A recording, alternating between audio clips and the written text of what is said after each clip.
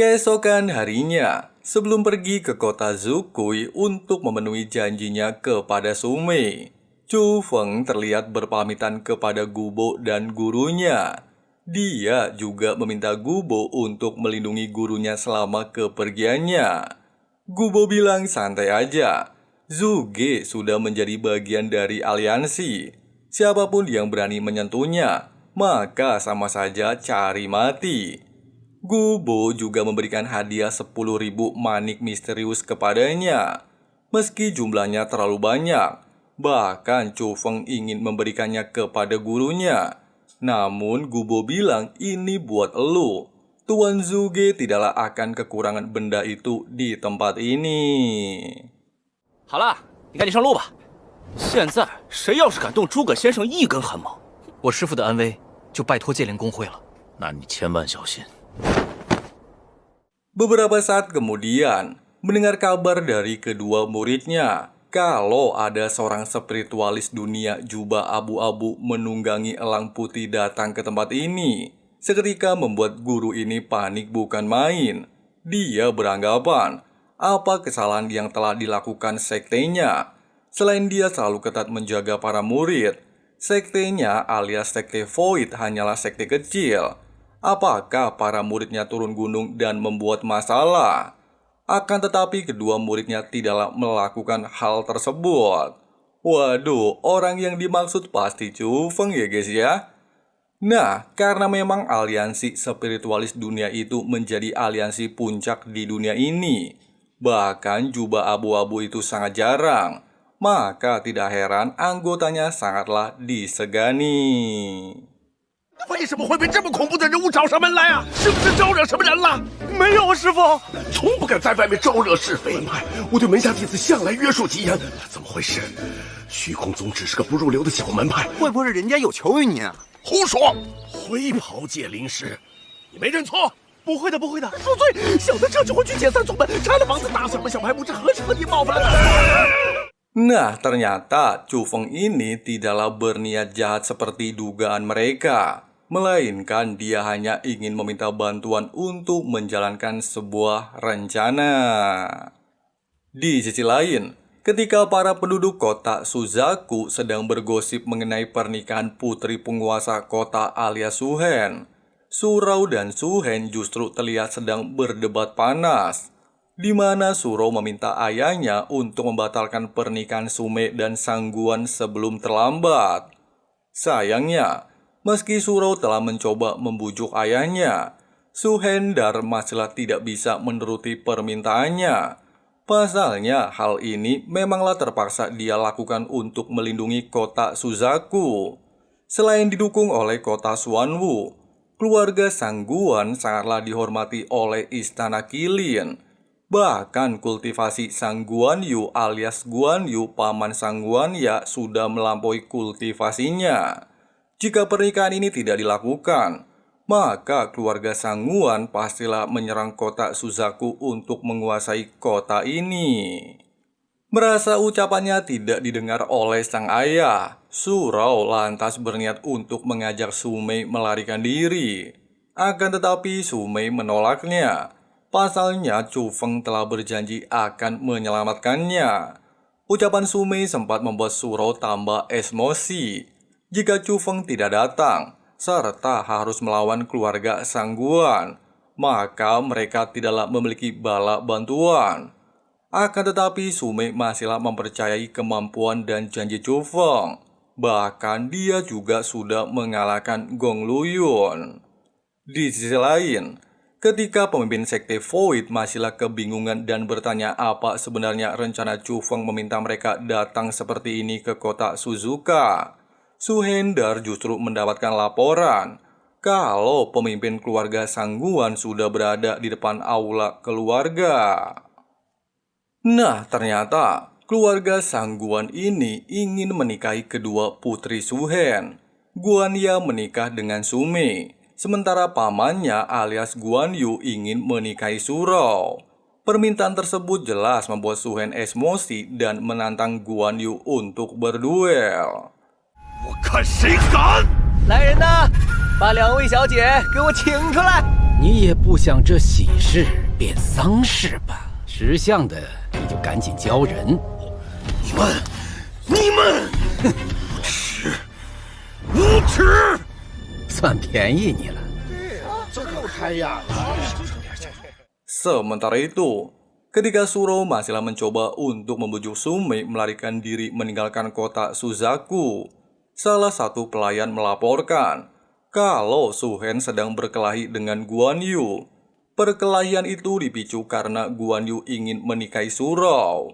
Berita ini lantas langsung membuat Sumei emosi.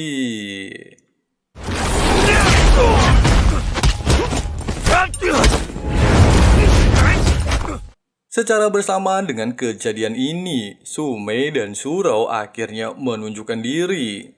Di momen ini, Guan Ya masihlah mencoba untuk merayu Sumei. Meski ditolak berkali-kali, namun sifat keras kepala Sumei inilah yang membuatnya semakin jatuh cinta. Sementara Shuro akhirnya bersedia menikah dengan Guan Yu.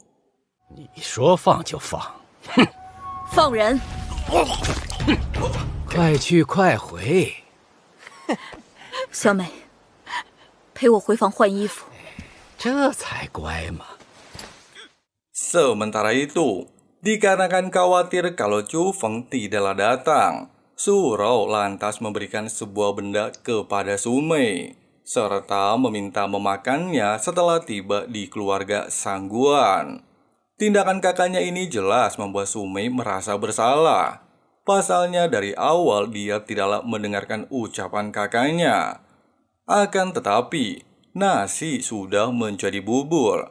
Apapun yang terjadi, Shuro akan selalu mendampinginya. Secara bersamaan dengan hal ini, rombongan Chu Feng terlihat tiba di aula utama keluarga Su. Pak tua itu mengatakan kalau tujuan mereka datang ke tempat ini untuk menikahi kedua putri kota Suzuka, alias Sumei dan Shuro. Ucapan barusan jelas menggemparkan. Mereka tidak menyangka kalau akan ada orang misterius yang merebut kedua pengantin wanita. Pada awalnya Sang Wan Ya memerintahkan para pengawal untuk baku hantam. Tapi Pak tua ini bilang, santai aja dulu. Gua udah nyiapin hadiah kecil untuk dua orang keluarga Sangguan. Yang ternyata hadiah tersebut adalah peti mati. Melihat hal tersebut, lantas membuat Guan Ya semakin emosi. Sehingga baku hantam tidaklah bisa terhindarkan. Mengetahui orang di dalam kereta memiliki teknik penghalang yang mampu memblokir serangannya, jelas membuat Guan Yu terkejut dan bertanya-tanya, siapa sebenarnya orang tersebut? Tanpa basa-basi, Chu Feng lantas menunjukkan diri di hadapan semua orang. Selain telah menjadi master spiritualis berjubah abu-abu, kekuatan Chu Feng jauh di atas Guan Yu. Akan tetapi, hal tersebut tidaklah membuat Guan Yu gentar. Tapi tiba-tiba... 到你了。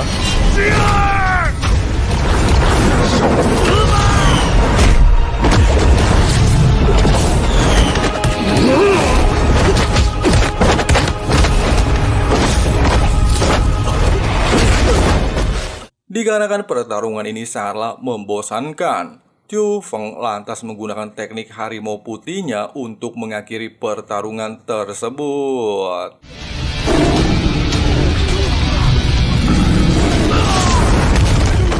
Pada awalnya, Guan Yu memohon ampun kepada Suhendar. Asalkan dia menyelamatkannya, maka keluarga Sangguan tidak akan lagi berani menyinggung keluarga Su.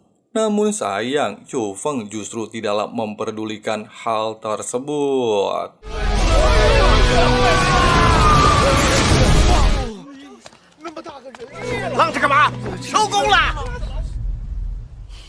Malam harinya, Suhendar terlihat mengucapkan terima kasih atas bantuan Chu Feng.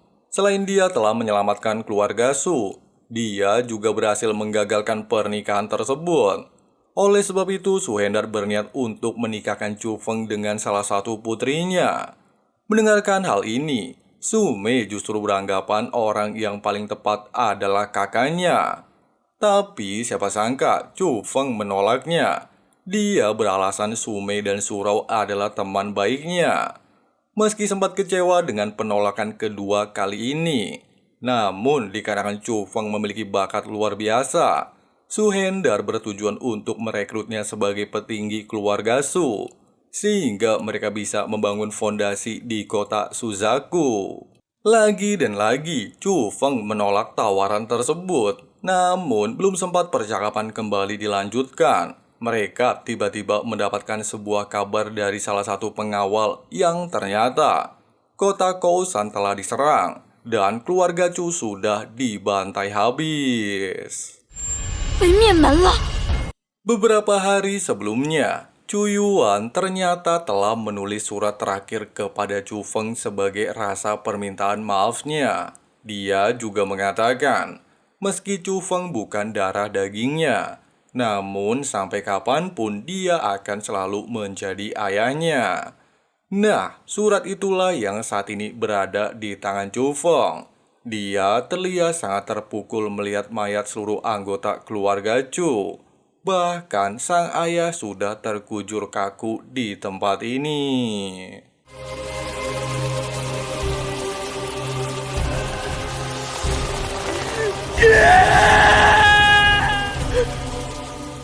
Melihat Chu Feng berdiam diri sangat lama meratapi kematian ayahnya, Surau dan Sume memintanya untuk tidak berlarut dalam kesedihan.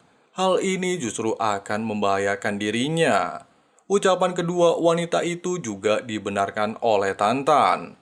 Jika Chu Feng ingin membalas dendam, dirinya akan membantunya, bahkan ke ujung dunia sekalipun. Chu Feng akhirnya sadarkan diri setelah tertidur selama 3 hari. Pada awalnya dia ingin segera mencari tahu pembunuh keluarganya. Tapi Sume bilang, kakaknya sudah pergi mencari informasi. Secara bersamaan dengan hal ini, Surau memasuki ruangan dan menjelaskan kalau pembantai keluarganya berasal dari desa Wuhu, kelompok bandit yang senang mencuri uang. Untuk memastikan informasi Surau, Chu Feng lantas berniat untuk menuju desa tersebut. Meski Sume melarangnya untuk pergi, serta desa Wuhu memiliki praktisi tingkat alam Xuanwu, Chu Feng tidaklah memperdulikan hal tersebut. Dia ingin membalas perbuatan mereka terhadap keluarganya. Beberapa saat kemudian, ketika para bandit desa Wuhu sedang mengadakan pesta, mereka dikejutkan dengan kemunculan Chu Feng. Bahkan tanpa basa-basi langsung membantai para anggota bandit.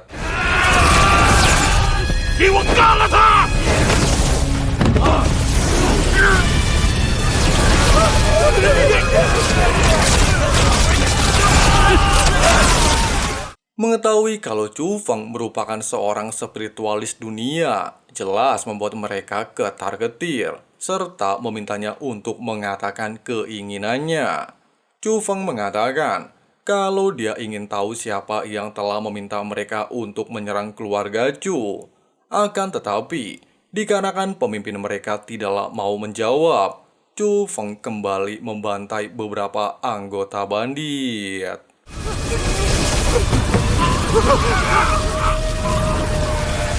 谁？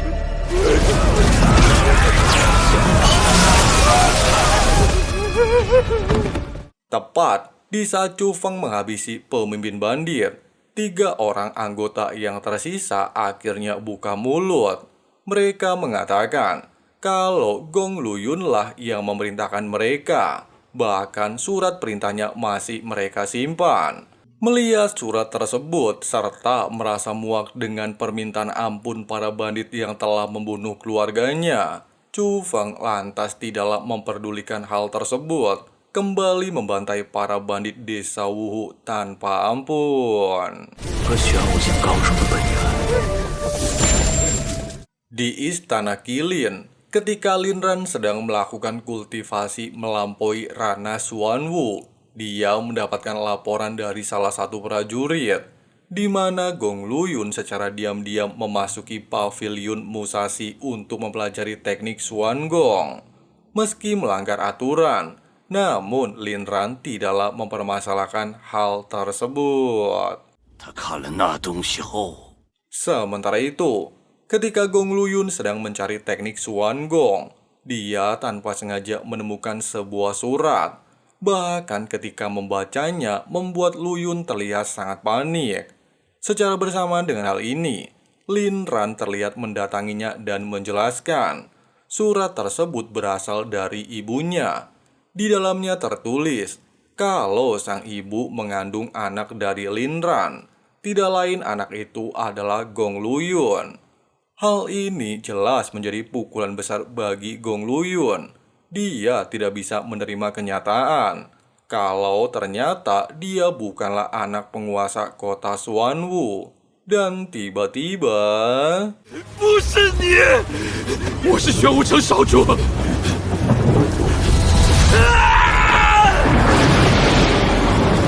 别碰我！但我知道，就还是玄武城的少主，你可以杀了我。 Lin Ran mengatakan, tidak peduli apapun status Gong Luyun, dia masihlah putra penguasa kota Xuanwu, serta akan mewarisi status penguasa dari Gong Tianping. 荆州的霸主，经过我的细心调。 Lin Ran kemudian meminta Luyun untuk tidak memikirkan hal tersebut. Pasalnya saat ini ada hal yang jauh lebih penting, di mana perburuan harta karun di lembah Yingji akan segera tiba. Oleh sebab itu, Lin Ran meminta Luyun untuk mempersiapkan diri.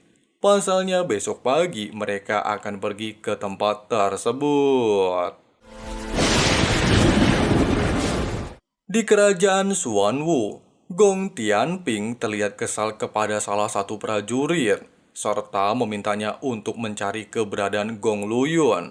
Pasalnya anak itu sudah menghilang selama 3 hari. Di tengah-tengah amukan Gong Tianping, prajurit ini memberikan kabar kalau desa Wuhu telah dimusnahkan, bahkan tidak menyisakan mayat satupun. Secara bersamaan dengan hal ini, Chu Feng ternyata sudah berada di wilayah kota Xuanwu. Mengetahui kalau Gong Luyun saat ini berada bersama Lin Ran dan ingin pergi ke lembah Yingji, Tan Tan meminta Chu Feng untuk pergi ke tempat tersebut. Pada awalnya, Chu Feng sempat ragu datang ke tempat itu. Pasalnya lembah Yingji dijaga oleh banyak monster di ranah Xuanwu. Akan tetapi, hal tersebut justru menjadi kabar baik bagi Tan Tan. Pasalnya dia sangatlah ingin membantai para monster untuk mengambil esensinya.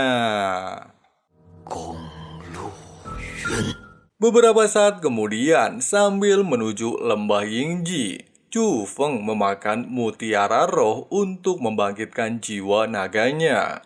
Akan tetapi, meski dia telah memakan 10.000 mutiara roh, hal itu masihlah belum berhasil. Nah, dikarenakan perburuan lembah Yingji nantinya pastilah berkaitan dengan Gong Luyun, Chu Feng lantas berniat untuk menutupi identitasnya, serta menggunakan penyamaran. Sementara itu di lembah Yingji, seorang praktisi terlihat membujuk praktisi lain untuk bekerja sama melawan sekte Lingyun. Pasalnya anggota sekte tersebut saat ini sudah menemukan gerbang monster, sehingga membuat mereka akan sulit memasuki tempat tersebut.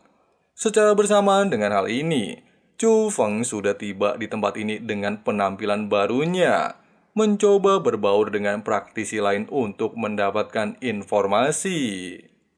Tidak berselang lama, Gong Luyun juga terlihat tiba di tempat ini, serta memaksa mereka untuk bekerja di bawah kendalinya.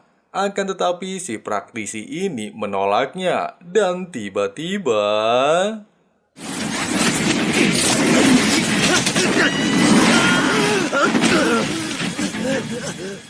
Luyun menegaskan dirinya merupakan murid utama sekte Qinglong, sekaligus tuan muda wilayah Xuanwu.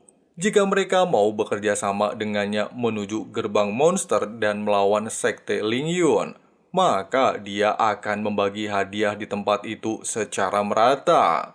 Meski sempat ragu dengan ucapan Lu Yun, namun dikarenakan orang ini memiliki peta menuju gerbang monster, beberapa praktisi pada akhirnya setuju untuk bergabung dengannya. Namun praktisi yang sebelumnya dihajar oleh Lu Yun masihlah tidak mempercayainya. Dia beranggapan kalau Lu Yun hanya menjual nama kota Xuanwu. Ucapan orang itu jelas membuat Lu Yun terpancing emosi, bahkan langsung menghajarnya.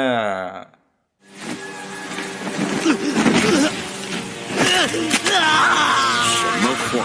我只是想让你记住，什么话？我不杀你。你饶了我吧！居然把人家的胸围给废了！不杀你！ Melihat tindakan barusan, Chu Feng akhirnya bereaksi. Dia mencoba untuk memprovokasi untuk tidak mendengar gong Lu Yun. Tindakannya barusan sudah menggambarkan sifatnya. Jika mereka mau diperintah olehnya, hanya akan menimbulkan kerugian. Tidak terima dengan hal ini, Lu Yun lantas meminta para praktisi yang bersedia bergabung dengannya untuk membunuh Chu Feng. Meski dikeroyok, Chu Feng terlihat dengan mudah mengatasinya. Bahkan mengetahui kalau para pengawal Lu Yun berada di ranah Xuanwu tingkat 5. Tan Tan meminta Chu Feng untuk menyerap kultivasi mereka.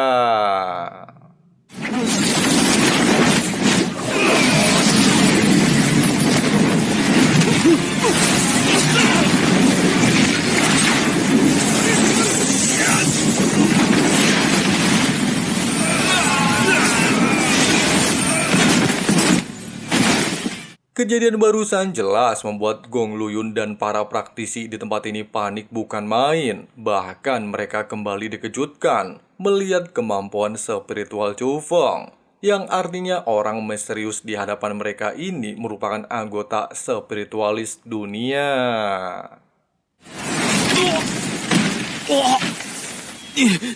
你到底要怎样？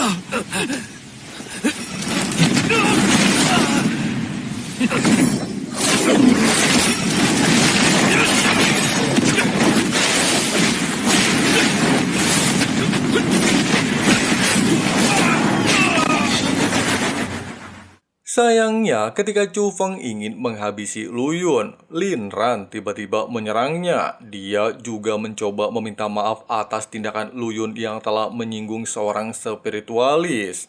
Namun, dikarenakan kemarahan Chu Feng sudah tidak terbendung, dia tidaklah memperdulikannya, serta menggunakan teknik harimau putih.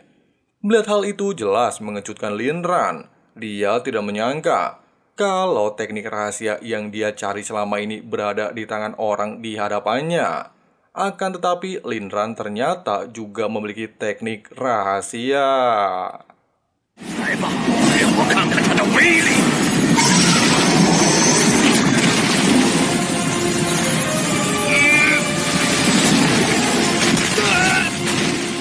Di saat Chu Feng terdesak, Tan Tan memintanya untuk memberikan kendali tubuhnya. Tapi Chu Feng menolaknya dengan alasan kalau dia tidaklah ingin membuat Tan Tan kembali tertidur karena menolongnya.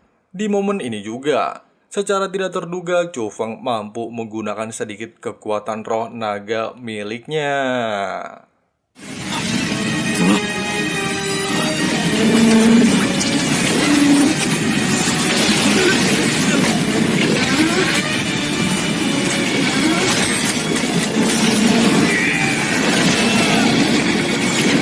一定要你们的狗命！ Pasca kejadian barusan, meski dalam keadaan terluka parah, Lu Yun masihlah berambisi untuk membalas dendam. Namun Lin Ran mengatakan, jika Lu Yun terus bersikap tidak sabaran, maka hal itu akan menjadi malapetaka baginya. Oleh sebab itu, asalkan Lu Yun bersedia belajar di bawah arahannya, maka bukan hanya Chu Feng dan orang misterius itu saja yang akan mampu dia kalahkan. mungkin seluruh alam Qingzhou akan berada di bawah kekuasaannya. Nah, ternyata Chu Feng bisa terbang itu pakai teknik pengendali udara ya guys ya, bukan dari jiwa roh naga. Tidak lama ketika menuju lebih dalam lembah Yingji, dia menemukan sebuah energi sangat aneh.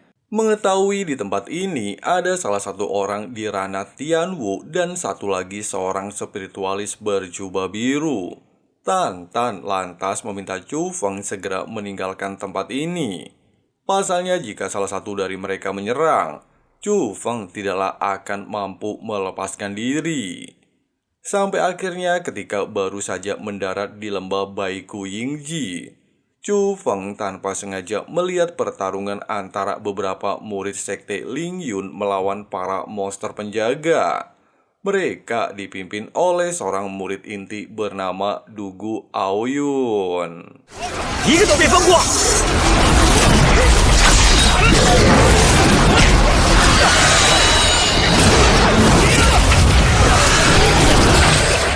Meski berhasil menghabisi para monster, namun Aoyun bilang kalau monster-monster ini hanyalah penjaga luar saja, sehingga mereka tidaklah boleh terlalu gegabah. Semakin dekat dengan benteng monster, maka monster yang akan mereka hadapi pastilah akan semakin kuat. Terlebih lagi dalam waktu 3 hari, perburuan di lembah Baiku akan segera ditutup. Oleh sebab itu sebelum waktunya tiba, mereka haruslah segera mengumpulkan obat ajaib dari benteng monster. Setelah mendapatkan informasi tersebut, Chu Feng lantas memanfaatkan keadaan untuk langsung terbang menuju benteng monster. Pasalnya para monster penjaga benteng terlihat terpancing menuju pusat keributan, sehingga membuat benteng tidak terjaga.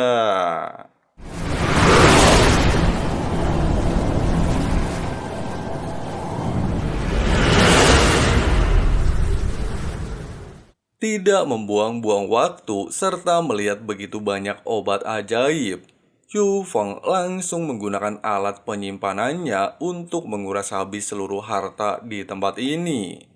Di tengah-tengah proses, Tan Tan sempat meminta Chu Feng untuk segera pergi. Pasalnya rombongan sekte Lindyun sudah sangat dekat. Namun Chu Feng tidaklah menghiraukannya. 你是什么人？一颗都不许剩下！给我把这里的玄药全都装走！我的名字叫修罗。 Melihat orang misterius di hadapannya, jelas membuat Aoyun terlihat bingung dan bertanya-tanya siapa sih orang ini. Chu Feng lantas mengaku kalau dia bernama Shura. Meski tidaklah pernah mendengar nama tersebut, namun Aoyun tidaklah memperdulikannya. Dia hanya heran, kenapa Chu Feng alias Shura bisa berada di tempat ini dan mengambil seluruh obat ajaib, sementara mereka harus menghadapi ratusan monster. Benar-benar sebuah kejadian yang tidak masuk akal. Dengan alasan tersebut, Aoyun lantas meminta Chu Feng untuk meninggalkan sebagian obat ajaib.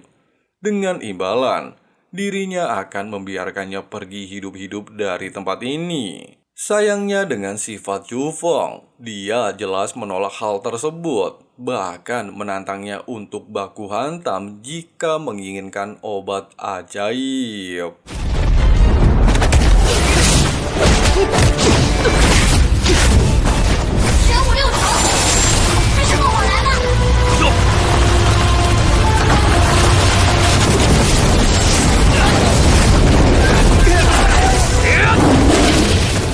Meski berbeda level cukup jauh, serta Aoyun berada di ranah Xuanwu tingkat 6, namun Chu Feng terlihat mampu mengimbanginya. Akan tetapi dikarenakan tidak ingin membuang-buang waktu meladeni anggota sekte Lingyun, Chu Feng lantas memutuskan untuk melarikan diri.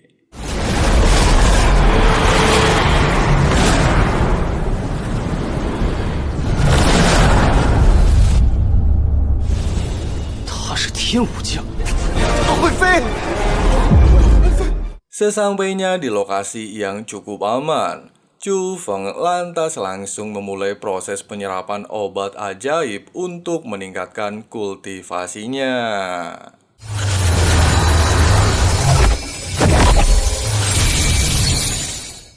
3 hari kemudian, proses kultivasi berjalan lancar. Kali ini Chu Feng sudah berhasil menerobos ranah Xuanwu level 2. Meski Chu Feng sempat tidak puas, namun Tantan bilang, hal ini sudah merupakan pencapaian besar.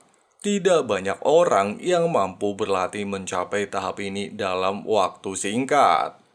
Tidak berselang lama, terlihat sebuah kabut racun mulai bermunculan. Bahkan sempat membuat Chu Feng nyaris tidak sadarkan diri. Namun untungnya Tantan langsung menyadarkannya.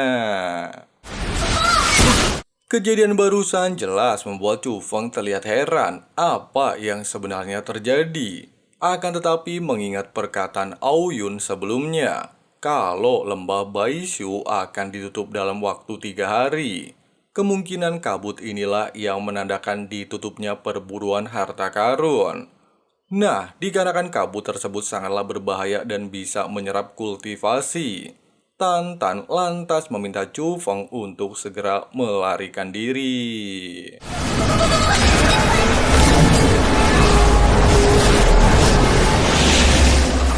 Di saat terdesak, Tantan lantas meminta Chu Feng mendatangi puncak bukit.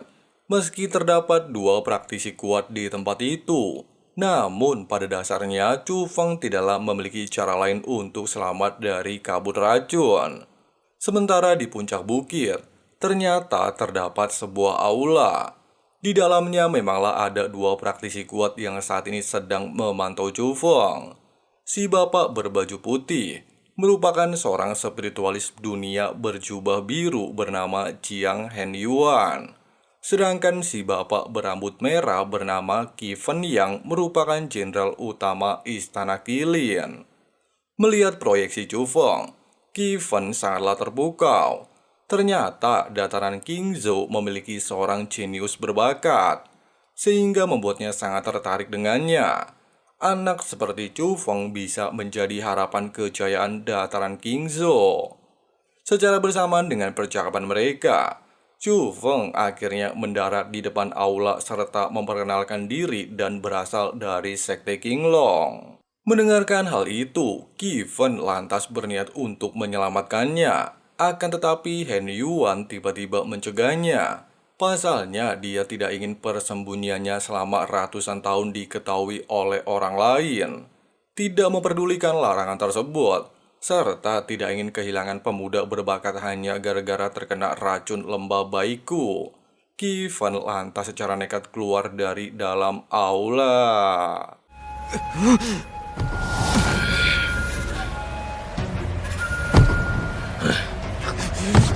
就是不想被外人知道。来巨沟的威压，即便是我都扛不住。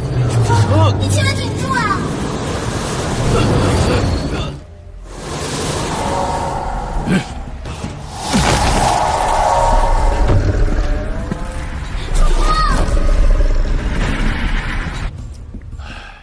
Untuk menyelamatkan Chu Feng dari kabut racun, Qi Fen memberikan sebuah token penghalang racun.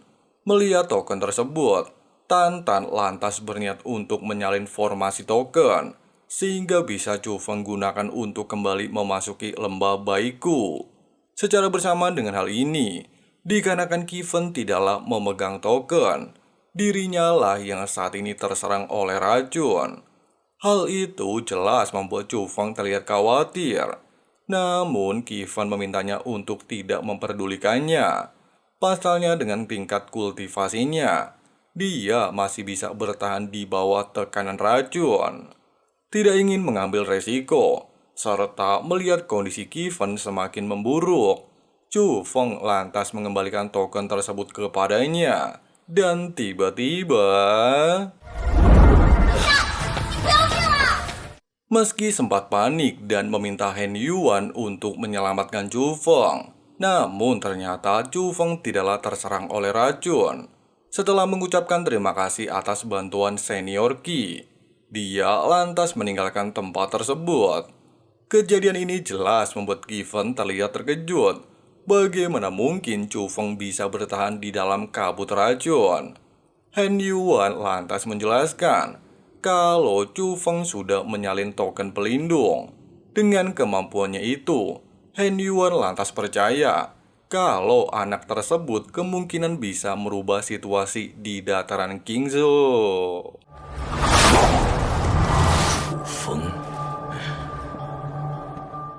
Sementara itu, setelah kembali ke lembah Baiku memanfaatkan token buatan Tantan untuk melindungi tubuhnya dari racun, serta tidak ada lagi satupun praktisi di tempat ini, Chu Feng lantas memulai aksinya untuk mengumpulkan seluruh obat ajaib di tempat ini. Secara bersamaan juga menyerap esensi para monster untuk diberikan kepada Tantan.